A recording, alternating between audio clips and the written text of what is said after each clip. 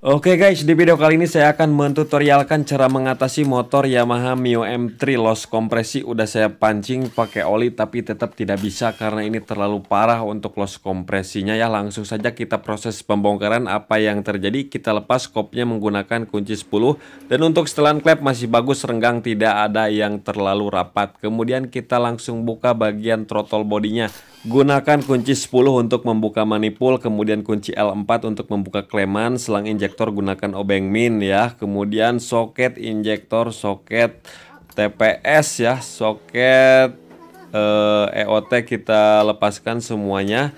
Kemudian knalpot kita lepaskan ya, kemudian cover engine kita lepaskan semuanya, kemudian di bagian gigi sintrik kita lepas menggunakan kunci 10. Nah, setelah terlepas gigi sintriknya, sediakan kunci L5 untuk membuka bagian baut headnya, kemudian kunci 12 untuk membuka mur headnya ya.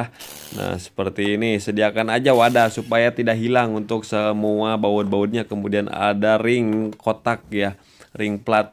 Nah, kita cabut semua, tinggal kita tarik saja seperti ini. Nah, udah terlepas. Kemudian blok piston juga kita lepaskan. Sekalian kita cek bagian pistonnya. Dan untuk linernya ini bukan di hasil ya, ini udah pasang liner ataupun bloknya blok lokalan, jadi ini bisa di quarter lagi. Dan untuk kondisi liner itu masih bagus menurut saya ya. Kemudian tinggal kita cek di bagian klepnya ini nih, pakai bensin. Nah, dan ternyata yang menyebabkan loss kompresi tidak kunjung sembuh dipancing pakai oli, ternyata klep bagian X nya itu penyon ya, tidak bundar teman-teman. Nah, bisa kita lihat sendiri pakai bensin itu ngucur banyak banget ya teman-teman. Jadi wajib diganti klepnya. Kalau diganti klep ini udah pasti motor sembuh ya. Jangan ganti piston, jangan ganti apa, cukup ganti klep X saja. Kemudian tinggal kita lepas bagian rocker Arabnya ya. Untuk penahan noken as kita lepas menggunakan kunci L5. Kemudian untuk pen rocker arm tinggal kita ketuk aja seperti ini secara perlahan. Nah, dan rocker arm pun sudah bisa kita lepaskan. Kemudian sediakan kain dan tahan di bawahnya. Kemudian gunakan kunci shock aja untuk melepas per klepnya ya. Nah, klep X sudah kita lepaskan. Sekarang bagian yang klep in. Nah, sama saja seperti ini, hati-hati jangan sampai hilang kukunya, takutnya menceleng ya. Nah, oke, ini udah terlepas semuanya. Nah, kemudian ini untuk kondisi klepnya ya. Nah, klep X yang bermasalah yaitu penyon tidak bundar ya. Itu akibat terlalu panas mungkin ya, jadi meleleh kayak gitu, jadinya penyon seperti itu teman-teman. Nah, ini wajib kita ganti ya. Pantesan ini nggak bisa dipancing pakai oli ya, dari lubang busi itu tetap aja loss kompresi. Kalau biasanya piston ataupun ring piston ngancing pakai oli itu bisa langsung sembuh. Tapi ini wajib dibongkar yang ini mah karena klepnya opal seperti itu. Kemudian noken asnya kita lepas. Nah, untuk melepas noken as hati-hati ya, jangan sampai salah posisi. Jadi centilannya itu harus pas di bagian lubangnya itu. Kalau misalkan salah posisi terus dipukul nanti bisa retak ya untuk blockheadnya. Kemudian busi kita lepaskan, langsung saja kita proses cleaning ya teman-teman. Nah, ini klep yang barunya ya, wajib kita ganti. Kemudian ini kita skir ulang ya teman-teman. Bersihkan semua kerak-keraknya. Nah, pakai mata bor seperti ini ya, sikat kawat, hati-hati saat pengerjaannya.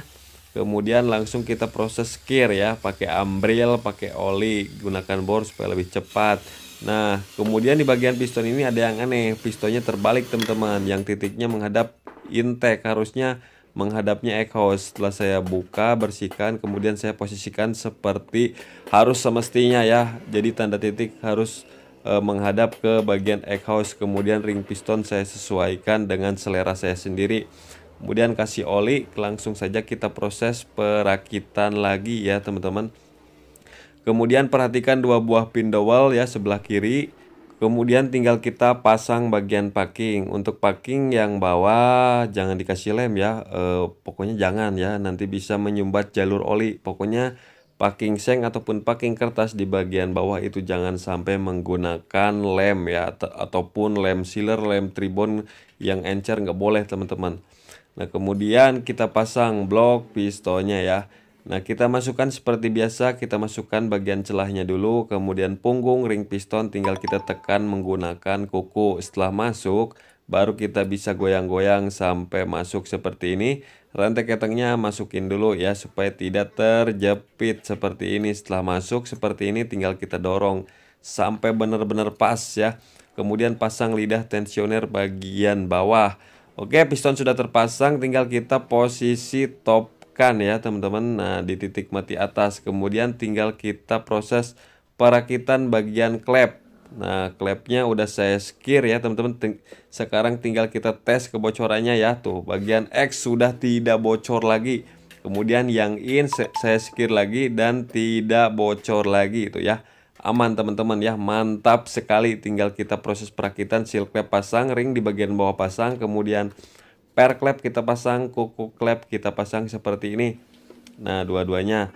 Kemudian tinggal tekan saja pakai jempol. Kalau misalkan nggak kuat, pakai kunci sok aja ya teman-teman, sama kain ataupun karet ban, supaya tidak jahat tenaga. Kalau saya ini jempolnya sudah nge-gym ya teman-teman, jadinya wah lumayan kuat ini mendorong klep seperti ini mah. Kemudian noken asnya kita pasang. Nah, centilannya harus pas, dicoakan dulu ya supaya masuk. Kalau misalkan nggak pas ya nggak bakalan masuk ya teman-teman. Kemudian tinggal kita ketuk dikit aja pakai kunci sok ya. Nah, seperti ini, dan harus sampai masuk. Oke, udah lancar, tinggal kita pasang bagian rocker armnya. Boleh dibolak-balik, tidak masalah untuk rocker armnya ya teman-teman, karena sama saja. Tapi alangkah baiknya diingat-ingat, yang in disimpan di in, yang X disimpan di X, seperti itu teman-teman. Nah, kemudian pasang pen rocker armnya, tinggal kita ketuk dikit pakai palu ya teman-teman, seperti ini. Harus sampai masuk ya. Kemudian setelah itu pasang penguncinya ya, pengunci noken as dan pengunci pen peletuknya. Kemudian kencangkan menggunakan kunci L5, kita kencangkan secukupnya saja ya teman-teman.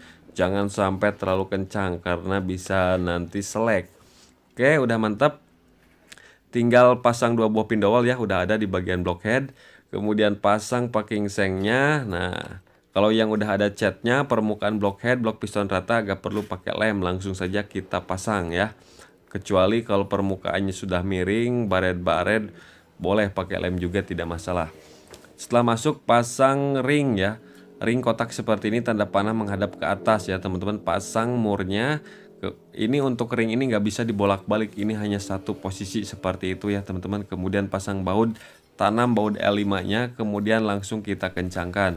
Untuk proses pengencangan kita kencangkan secara bertahap ya, jangan dikencangkan satu-satu dulu, harus rata semua. Setelah itu bisa kita torsi, bisa juga kita manual. Yang penting diatur saja sesuai dengan feeling ya. Saya torsi ini di angka 24,5 Newton meter.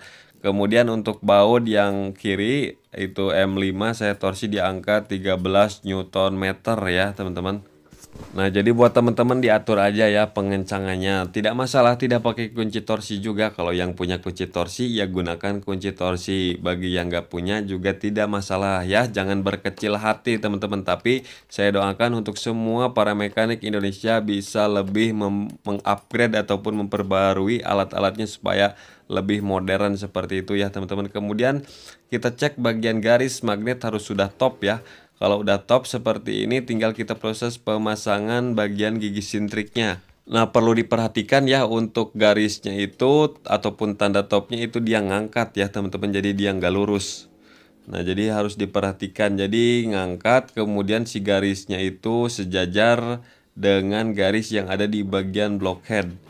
Nah, untuk dudukan SPI-nya dia lurus, tapi untuk top garisnya dia ngangkat ke atas ya teman-teman. Nah, seperti ini harus diposisikan dengan tepat dan benar ya, supaya pengetopannya bagus ataupun sesuai dengan kriterianya. Nah, kalau sudah pas tinggal kita pasang bautnya ya teman-teman. Bautnya kita kencangkan menggunakan kunci 10. Nah, perhatikan rantai keteng udah kencang karena ini untuk penekan tensionernya dia udah manual ya, bukan otomatis teman-teman. Nah, perhatikan rantai keteng udah kencang. Setelah kencang semua tinggal kita proses penyetelan celah klep. Kita lepaskan ya, kita kendorkan menggunakan kunci 8. Bisa gunakan alat khusus seperti ini. Kemudian sediakan puller gig yang in saya setel di 0,08, sedangkan yang X saya setel di 0,10 ya teman-teman. Jangan terlalu renggang supaya suara mesinnya tidak ngelitrik ya teman-teman, karena rawan sekali kalau misalkan motor Mio M3 setelan klep terlalu renggang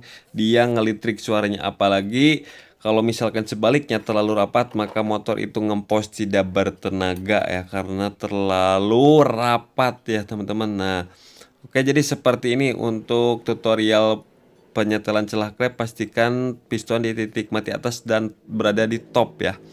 Oke, kemudian setelah setel kita pasang kopnya lagi, kencangkan menggunakan bautnya. Untuk pengencangannya juga diperhatikan jangan sampai terlalu kencang ya teman-teman. Kalau udah mentok udah jangan dikencangin lagi karena rawan sekali bautnya patah di bagian ini nih teman-teman. Jadi saya ingatkan ya, saya selalu mengingatkan untuk proses pengencangan berhati-hati ya, disesuaikan feelingnya. Jangan adu gabrut ya teman-teman, kena otot gede ngencenginnya asal saja. Semua itu ada ukurannya teman-teman. Nah, oke, setelah kencang semua tinggal kita pasang bagian cover engine-nya ya, pasang untuk bagian kiri. Kemudian throttle bodinya kita pasang dulu boleh ya. Sebelum pasang cover engine yang sebelah kanan juga tidak apa-apa, pasang dulu throttle bodinya, bautnya kita pasang-pasangkan lagi, klemannya masukin. Kemudian setelah kencang baru kita pasang cover engine yang sebelah kanan ya teman-teman. Nah, seperti ini. Kalau pengen lebih mudah kipasnya dibuka dulu juga lebih mudah. Kalau seperti ini seseleket tapi bisa juga teman-teman. Nah, seperti ini. Dia harus sampai benar-benar ngeplak dan masuk ya teman-teman. Nah, kemudian kita kencangkan menggunakan baut-baut skrup ya di bagian dalam-dalamnya, kemudian di pinggirnya baut 10. Kemudian setelah kencang cover engine pasang busi. Kemudian soket-soket kita pasangkan soket EOT, kemudian TPS, injektor, O2 kita pasangkan ya teman-teman. Kemudian busi kita kencangkan secukupnya, pasangkan semua komponen kelistrikannya, knalpot dipasangkan juga ya, kencangkan menggunakan kunci 12T ya teman-teman. Nah, kemudian tinggal kita apalah ya, naon deh ya. Nah, knalpot udah nih. Nah, semuanya udah nih, udah terpasang. Tinggal kita masukkan oli ya, masukkan oli, kemudian pasang aki ya teman-teman. Akinya kita pasang, baru kita langsung tes hidupkan. Nah, sekali engkol ini udah langsung hidup lancar ya.